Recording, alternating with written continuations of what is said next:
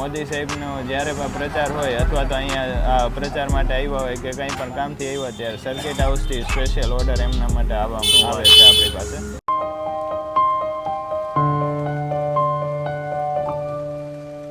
પહેલાં બ્રેકફાસ્ટમાં સવારના નાસ્તામાં આપણા ગાંઠિયા જ જતા.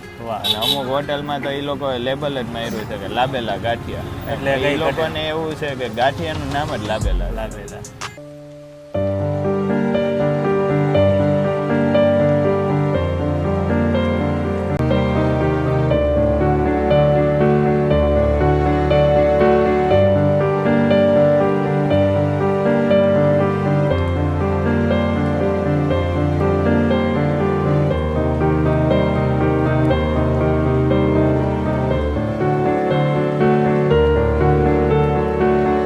ઉતરી રહ્યા છે. આ છે લાબેલાના ફાફડા, જે લોકો ખાવાનું પસંદ કરે છે. અને અહીંયા જ્યારે પણ રાજકોટ આવે એટલે એકવાર તો રાજકોટનો ધક્કો અહીંયા કરવો જ પડે કે લાબેલાના ગાંઠિયા નથી ખાતા, આ જગ્યાએ તમે આવ્યા ન જવો. આજે હું તમને પૂછું, મારે પૂછાય નહીં પણ હું તમને પૂછું છું કે તમારા જ ગાંઠિયા તમને કેવા લાગ્યા? બહુ સરસ. કારણ કે બહારના રિવ્યુ તો બધા ઓકે આપે છે, પણ આજ ઓનર પોતે પણ મને એવું કહે છે કે ભાઈ આજના ગાંઠિયા મને મજા આવી.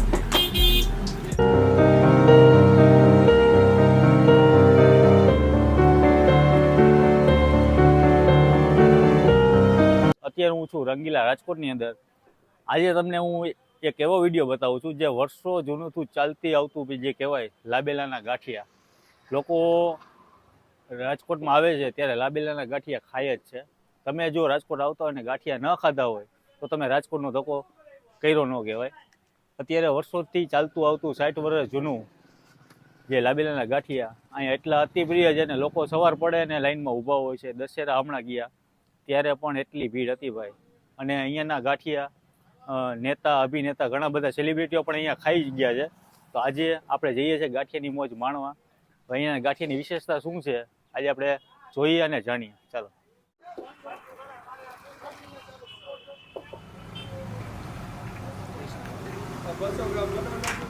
આપણા ને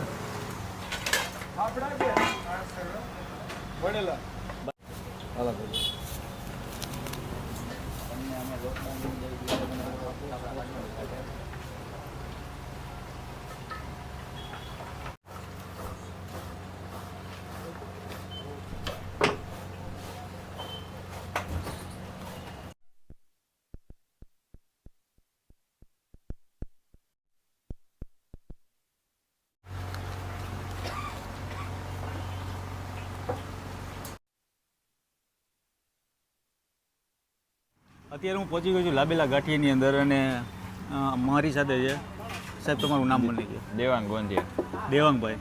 તો દેવાંગભાઈ, અત્યારે રાજકોટનું નામ પડે એટલે લાબેલા ગાંઠિયા તો ખાવા જ જોઈએ. એટલે વર્ષો જૂનું છે. કેટલી પેઢીથી આ વર્ષો જૂની છે? આપણે 1960થી આપણા દાદાએ ચાલુ કરેલો હતો. એમને પછી પપ્પાને આપ્યું, પપ્પાએ પછી હું છું. વારસદાર રામ નામ ચાલુ આવે. કેટલી પેઢી અત્યારે? ત્રીજી પેઢી. અને રાજકોટમાં તમારા ગાંઠિયા ન ખાતા તો રાજકોટનો ધક્કો ન થાય. એટલે જ્યારે પણ તમે જૂની અને જાણીતી જગ્યા છે. આપણે એક્ઝેક્ટ લોકેશન ક્યાંનું છે? આપણે જે છે પરા બજાર પાસે જીવન કોઓપરેટિવ બેંકવાળી શેરીમાં આપણો બિઝનેસ છે. અને છેલ્લે આપણે 1960થી અહીંયા જ બિઝનેસ છે. પહેલાં અહીંયા રેલવે સ્ટેશન હતું, જૂનું રેલવે સ્ટેશન કહેવાતું. અને અહીંયા આપણે ખૂણા ઉપર રેકડી રાખીને ઊભા રહેતા. પછી આપણે આ શોપ લીધેલી, 2 શોપ. તો મેં ઘણીવાર મેં વાત સાંભળેલી છે કે અહીંયા એક કસ્ટમર આવતા હતા પહેલાં, અને એ ખાય તે પછી જ આગળ ગાંઠિયાનું ચલણ થતું હતું. એ જ વાત સાચી છે? હા, એ વાત સાચી છે. અચ્છા. અને આપણે એ વસ્તુ આપણે એકમાં ધ્યાનમાં લઈ શકીએ કે કોઈ પણ નેતા છે કે કોઈ ફિલ્મ સ્ટાર છે, ક્રિકેટરો પણ પહેલાં અહીંયા જ્યારે આવતા ત્યારે પણ એ લોકો આવતા અહીંયા કપિલ દેવથી માંડીને જે જૂના ખેલાડીઓ, ઘણા બધા સેલિબ્રિટીઓ પણ થઈ ગયા. સેલિબ્રિટી પણ ઘણા આવ્યા છે. મુંબઈથી લોકો અહીંયા આજુબાજુ શૂટિંગમાં આવતા હોય નાના સેન્ટરમાં, ત્યારે પહેલાં આપણે અહીંથી બ્રેકફાસ્ટમાં નાસ્તો લઈને જાય. કોઈ પણ હોટલમાં, પહેલાં બ્રેકફાસ્ટમાં સવારના નાસ્તામાં આપણા ગાંઠિયા જ જતા. અને અમુક હોટલમાં તો એ લોકોએ લેબલ જ માર્યું છે કે લાબેલા ગાંઠિયા. એટલે એ લોકોને એવું છે કે ગાંઠિયાનું નામ જ લાબેલા. તો જે અહીંયા દાદા આવતા પહેલાં, જે શરૂઆતમાં મોર્નિંગ પડે પહોંચી જતા, તે દાદાને ગાંઠી આપીને પછી દેવામાં આવતું પછી આપણે સ્ટાર્ટ કરતા. એટલે એવું શું હતું કે ભાઈ જે છે એ એમને એક એવા રિલેશન થઈ ગયા હતા કે જ્યારથી અમે જ્યારે બિઝનેસ ચાલુ કર્યો હતો ત્યારથી એ લોકો અહીંયા આવતા. એટલે પેલા અહીંયા આવતા, દાદાને જમાડતા, પછી સેલિંગ કરતા, એ રીતની કંઈક કહાની હતી તમારી. આપણે જે છે પહેલા રેકડીથી ચાલુ કરતા, ત્યારે સૌથી પહેલા ગ્રાહક આપણા એ હતા. બરાબર. અને ત્યારે પછી દર સવારે એ વહેલી સવારે આપણે જ્યારે 5:30-6 પહેલા ખોલતા, 6 વાગે આપણે ખોલીએ ત્યારે એ ત્યાંથી અહીંયા આવતા પહેલા, અને પહેલા ગ્રાહક એ જ આપણા હોતા. એમને ખવડાવ્યા પછી આપણે જે છે એ બીજા કસ્ટમરને આપણે અટેન્ડ. બરાબર. તો અત્યારે આપણા ટાઈમિંગ શું છે, કેટલા વાગે સ્ટાર્ટ થઈ જાય? આપણે સવારે 6 વાગે ચાલુ કરી દઈએ છીએ, બપોરે 1:30 વાગ્યા સુધી હોય છે, અને સાંજે 4:30 વાગે આપણે ચાલુ કરીએ છીએ, રાતે 10 વાગ્યા સુધી ચાલુ હોય છે. ફાફડિયા ગાંઠિયા તમારા ફેમસ છે? ફાફડા ગાંઠિયા ફેમસ છે, આપણે એમાં સ્પેશિયાલિટી છે. અને આપણે ગાંઠિયામાં ફાફડા અને વણેલા એમાં એવું છે કે ભાઈ આપણે જે છે એ 1 મહિના સુધી ગાંઠિયા પેક કરી અને આપણે આપીએ તો એમાં કોઈ પણ ટેસ્ટમાં ફેર નથી આવતો. ઘણા કસ્ટમર એવી રીતના કરતા હોય છે કે ભાઈ અહીંથી લઈ જાય છે, ફોરેન લઈ જાય છે કે તો એ લોકોના રિવ્યુ એવા સફર કરતા હોય ત્યારે ખાય છે. એ લોકોના રિવ્યુ એવા આવે છે કે ભાઈ અમે જે છે ઓવનમાં પ્રી 30 સેકન્ડમાં કરી અને ખાઈ છીએ, તો તમારો જે અહીંનો ટેસ્ટ, તાવડાનો ટેસ્ટ છે ને એ ત્યાં મળે છે. વાહ. તો કદાચ આપણે નંબર શું કહી શકાય, કોઈને પાર્સલ જોતું હોય કે લઈ જવું હોય, જી, કે ખાવા આવતા હોય બહારથી કદાચ કોઈ આવ્યું હોય, તો આપણો કોન્ટેક્ટ નંબર શું છે? જી, આપણે ગૂગલમાં પણ આપણું લોકેશન અને એમાં નંબર આપને આપેલો છે. બાકી જે છે એ મારો પર્સનલ નંબર જ છે 9510482903, અને પ્લસ આપણો લેન્ડલાઇન નંબર એ છે 22222858. ફાફડા સિવાયની કઈ કઈ વસ્તુ બીજી આપણી પાસે ઇન્ક્લુડ છે? આપણી પાસે જે બેસ્ટ જે છે ને એ આપણી પાસે અત્યારે કેસર જલેબી છે. જે મોદી સાહેબનો જ્યારે પણ પ્રચાર હોય અથવા તો અહીંયા આ પ્રચાર માટે આવ્યા હોય કે કંઈ પણ કામથી આવ્યા ત્યારે સર્કિટ હાઉસથી સ્પેશિયલ ઓર્ડર એમના માટે આવે છે આપણી પાસે. જે કેસર જલેબી છે આપણી પાસે 3 જાતની છે, એક નોર્મલ જલેબી, ગોલ્ડન જલેબી અને કેસર જલેબી. અને કેસર જલેબી આપણે સ્પેશિયલ ઓકેઝનમાં જ લઈએ છીએ. ગોલ્ડન જલેબી રેગ્યુલર આપતા હોય છે, અને કોઈને પણ સાદી જોતી હોય જે ઓછા ભાવમાં આવતી હોય તો એ લોકો ઓર્ડર કરી કરતા હોય છે ફંક્શન માટે. એટલે ભાઈ વર્ષો જૂની પેઢી છે, અને રાજકોટનું એકમાત્ર એવી જગ્યા છે કે તમે લાબેલાના ગાંઠિયા નથી ખાતા તો તમે રાજકોટ આવ્યા જ નથી. બાકી અહીંયા ગાંઠિયાનો ટેસ્ટ તમે માણજો. જે ત્રીજી કે ચોથી પેઢી છે, આમને આમ સતત ચાલુ છે. અને લાબેલાનું નામ પડે એટલે ગાંઠિયામાં કંઈ ઘટે નહીં. તમે ભીડ પણ જોઈ શકો છો કે અત્યારે લોકો લાઇનમાં, વેટિંગમાં અને બેઠા લોકો આનંદ માણતા હોય છે.